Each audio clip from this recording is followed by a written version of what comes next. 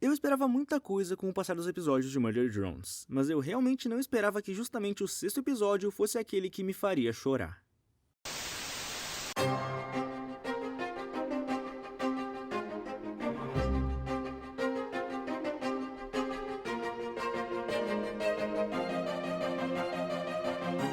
Sendo bem sincero, logo de início, analisar cada ponto do episódio demoraria tempo demais, então eu vou focar nos pontos principais do episódio aqui. E esses pontos seriam as informações que a Tessa nos trouxe, os acontecimentos nos laboratórios e os acontecimentos com a Alice, o solucionador absoluto e o sacrifício da V. Começando pela Tessa, realmente já era de se esperar que ela não fosse brigar com o N, até porque ela já adorava ele quando era um simples mordomo e esse sentimento continua mesmo ele sendo agora um assassino. Quanto a Jota, ela claramente não é a mesma que a Uzi matou 2 vezes, e sim um clone dela, no caso, um backup, o que faz sentido, a Sin já tinha dito que tinha backups do N anteriormente, então faz sentido ela ter backups de outros drones daquela mansão. Sim! Se aquele mordomo morrer por sua causa, eu juro! Eu tenho backups. Mas também vale lembrar que nós não sabemos de quando é o backup do qual foi feito esse clone da Jota, então não dá pra garantir que ela veio do episódio 1, 2 ou de antes mesmo da série ter início. Voltando rapidinho pra história, a Doll trai a Tess e a Jota, pega o inseto-chave e foge pras ruínas do prédio abandonado. E nisso, a Tess e a Jota revelam quais eram as ordens da Sin. Jota, fala pra eles. As ordens da Sin. Passo 1. Eliminar a vida no local e montar a pilha.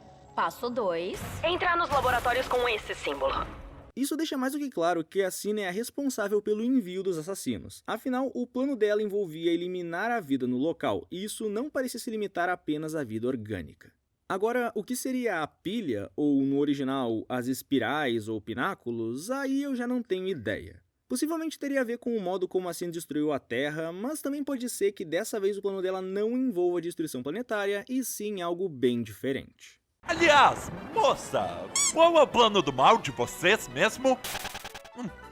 Tá. Como a Doll fugiu, o que restou aos protagonistas foi irem atrás dela, e nesse ponto a Tessa manda a Jay cuidar da nave. O que a princípio pode parecer uma decisão estranha, mas quando lembramos que elas recebem ordens da Sin e estão agindo contra ela, e que a Jay pode ter a Sin como superior à Tessa na cadeia de comando, a Jay poderia ser obrigada a obedecer uma ordem pré-determinada da Sin caso chegasse a um determinado ponto. E sabendo que a amiga não teria outra escolha, a Tessa teria deixado pra trás justamente para não ter que lidar com uma situação como a que vimos nas memórias do N.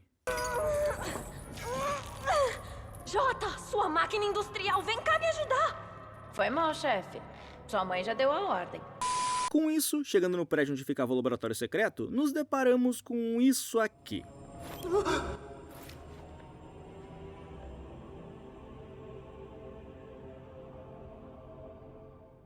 Ok, nós já tínhamos visto no começo do episódio que existiam drones Velociraptors, vulgo sentinelas, que possuem a capacidade de reiniciar/paralisar qualquer drone que olhar para o seu flash de luz. Mas a coisa fica ainda mais assustadora quando percebemos que existem diversos cadáveres de assassinos no chão do local e que nenhum deles virou uma lacraia gigante. Fora isso, ainda temos as pinturas pra lá de assustadoras nas paredes dizendo pra não olhar pra luz e... Mas alguém tá vendo o Randall de Monstros S.A. na parede ou sou só eu? Nem imagina quanto tempo eu esperei por isso, Sullivan. Enfim, explorando o local, a Tess é capturada e indo atrás dela nos deparamos com isso aqui.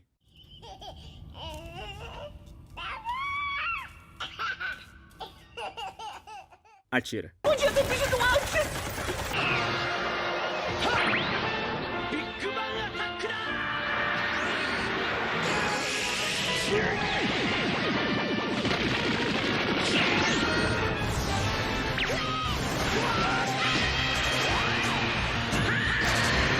Sendo bem sincero aqui, em uma situação como essa, que é claramente uma armadilha, você caga pro que tá no meio do corredor. Não importa se é um bebê, um cãozinho ou a porra de uma supermodelo.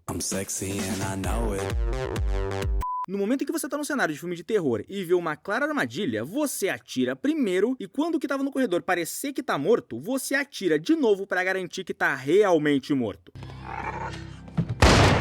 Regra número 2, golpe duplo. E aí atira mais uma vez, pelo amor de Deus, né, gente? Uma pena que no fim o bebê conhecido como Bo acabou tendo algumas patas ao estilo aranha e conseguiu servir ao seu propósito de distração para que a Alice pegasse todo mundo com um pulso eletromagnético de curto alcance.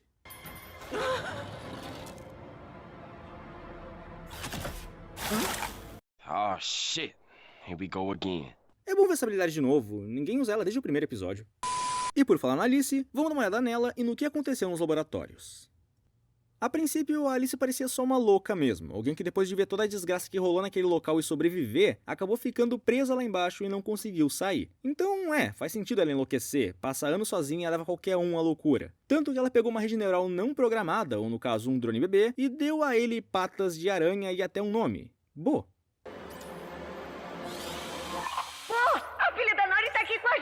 Fora que ela passou a coletar as peças dos drones mortos para utilizar nela mesma e possivelmente no Bo. E nesse ponto não sei dizer se ela possui alguma mutação ou se ela só se aprimorou, porque a cor de olho dela e o fato de ela ter um rabo são meio suspeitos.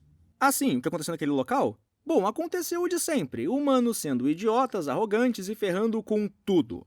Quer mais contexto? Toma ele aqui, meu amigo. Uma vez que os humanos de Cooper 9 ficaram sabendo do que tinha acontecido com a Sin na Terra e da mutação em IAs danificadas, eles decidiram replicar o que aconteceu com a Sin para tentar entender tal acontecimento. Adivinhem o tamanho da minha surpresa ao perceber que tudo deu errado. Sério, quem foi o gênio que aprovou esse projeto? Agora eu quero tirar um instante para falar sobre os sentinelas. Dinossauros robôs podem parecer meio exagerados ou forçados, mas não para Murder Drones. Aqui o forçado e exagerado já é o padrão. E sendo bem sincero, a existência deles é mais que justificada, afinal estavam tentando replicar o que aconteceu com a Sin em outros drones. Então, claramente não podiam deixar nenhum drone alheio entrar e não podiam deixar as cobaias saírem. Fora que se o plano desse certo, ou certo até demais, seria bom ter algo que possa paralisar um drone mesmo que temporariamente. Mas mesmo os sentinelas tendo essa função e tais habilidades, eles se provaram um tanto inúteis, até porque a desgraça aconteceu, quase todo mundo lá morreu, e no fim eles acabaram ficando um pouquinho agressivos, tomando tudo que encontram pelo caminho, como alvos, inimigos e comida. É aquilo, você programou pra uma coisa e tudo deu errado, mas ele continua seguindo essa função, só que segue ela bem até demais. Voltando pra Alice, adivinhe só por que nós não temos nenhuma lacraia mecânica gigante perambulando por aquele local.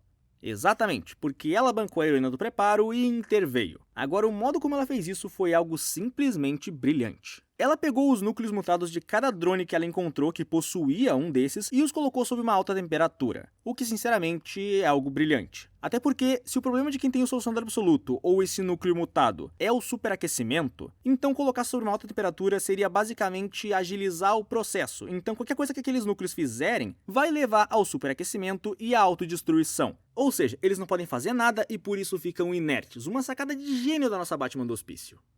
Sério, só imaginem o tamanho da desgraça que seria para todos os operários se cada um desses núcleos tivesse gerado uma lacraia gigante. Deus do céu, seria um inferno. Mas admito que daria um bom episódio.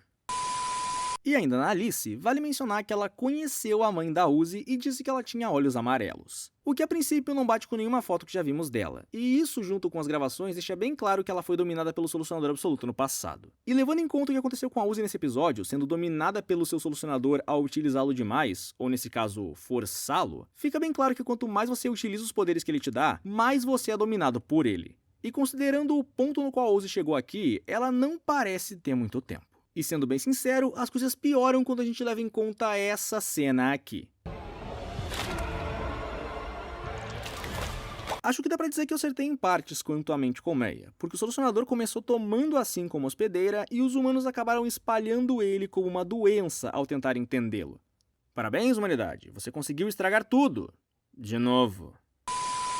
Ok, vamos resumir bem rapidamente os acontecimentos do meio tempo do episódio, porque isso aqui ainda é uma análise, né? O N estava amarrado e ainda assim sendo legal e até ajudando o Bo, que estava só cumprindo a leve e simples tarefa de dissecar o N ainda vivo.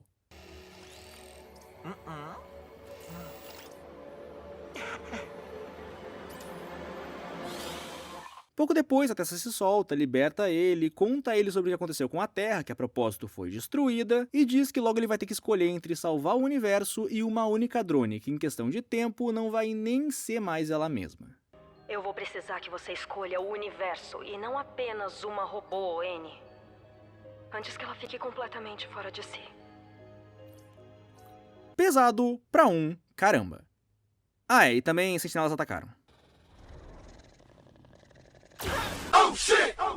Enquanto isso, a Uzi e a V iam ser feitas em pedaços para Alice poder coletar suas partes, algumas mais valiosas do que outras, né? mais valiosa. E no final, ao ver que o N estava em perigo, a Uzi força tanto seus poderes que acaba sendo tomada momentaneamente pelo Solucionador, criando assim uma falha no sistema de portas do local que permite os raptores entrarem no local onde ela e a Vi estavam presas. Com isso, a Alice é morta, o Bo se sacrifica para salvar a V, e a V muito provavelmente morreria se não fosse pela Uzi ter criado um mini buraco negro que destruiu os sentinelas presentes no local.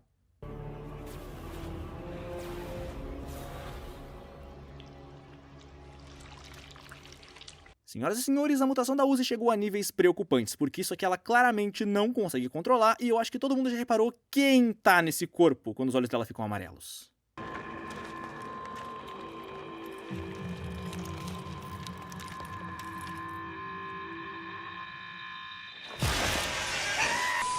Depois disso, temos uma breve discussão e a parte mais pesada do episódio inteiro. A V não sabe o que a Tessa contou pro N, mas sabe que isso fez com que ele não só ficasse extremamente preocupado, como também fez com que ele hesitasse em ir atrás dela quando ela estava querendo ir embora e levando a Uzi nas costas. Uzi que naquele momento estava desacordada e ferida. Olhando do ponto de vista da V, isso aqui é terrivelmente preocupante. O N é o cara mais de boa e o amigo mais leal que existe. Se ele tá hesitando em te seguir pra salvar sua amiga, meu Deus, o que contaram pra ele? Seguindo um pouco, o N parecia sim bem abalado com relação a Uzi, mas isso não impede os dois de serem terrivelmente fofos juntos. Seguindo mais um pouco, quando se deparam com uma clara armadilha da Doll, é que a V se dá conta do nível do problema, porque pela primeira vez o N impede a Uzi de usar os seus poderes.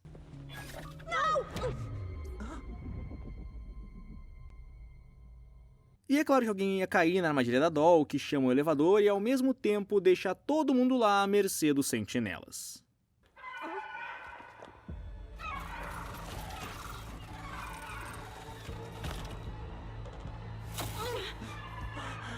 Fudeu de vez!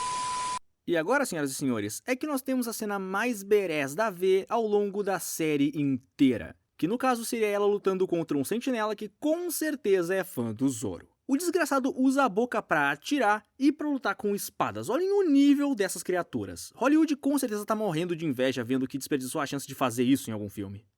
Sério, essa luta da V foi simplesmente épica. Ela parou uma bala com as garras e arremessou de volta, destruindo a arma do sentinela. Ela até colocou os óculos antigos depois disso. Sério, foi uma mistura de ação badass com fofura. Não dá pra dizer que isso aqui não foi incrível.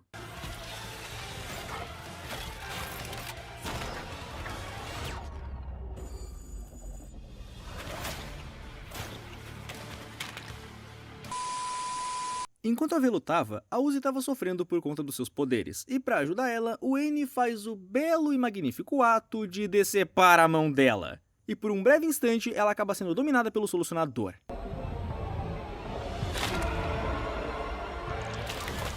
Isso deve ter deixado o N mais apavorado do que nunca, mas pelo menos agora eles tinham como entrar no elevador para fugir. Pelo menos até um maldito sentinela destruir o controle, o que faria o elevador subir de volta, deixando todos ali à mercê dos sentinelas.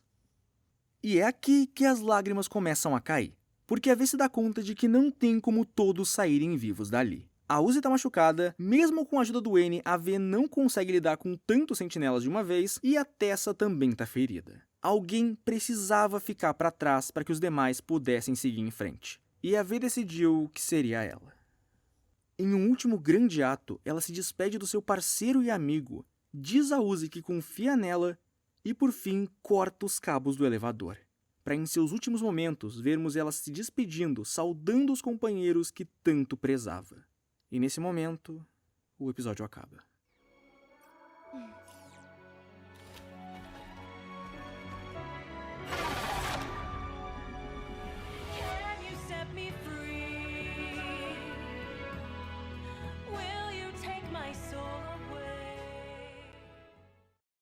Eu poderia dizer que eu não chorei nem me emocionei com esse final, mas honestamente seria a pior mentira que eu já contei. Até porque o sacrifício da V foi de longe a parte mais pesada do episódio inteiro. Todo esse momento, a construção da cena, foi tudo criado para causar o máximo de emoção possível. E meus parabéns, porque essa cena realmente conseguiu. Eu acho que é impossível você que acompanha a série não se emocionar vendo esse momento.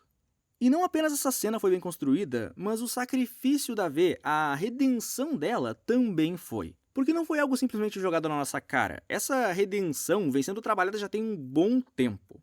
Só que eu não vou me aprofundar muito nela aqui, porque sinceramente ela merece um vídeo próprio, que deve ser lançado em breve. Eu sei que eu podia ter falado de mais coisa aqui, como o momento fofo da Uzi e do Wayne dando as mãos, mas honestamente eu preferi focar nos pontos principais do episódio. Bom pessoal, por hoje é isso. Realmente espero que tenham gostado da análise e dito isso, deixe nos comentários que isso ajuda demais o canal a crescer e bora debater. Eu sou o Dust e até a próxima aventura.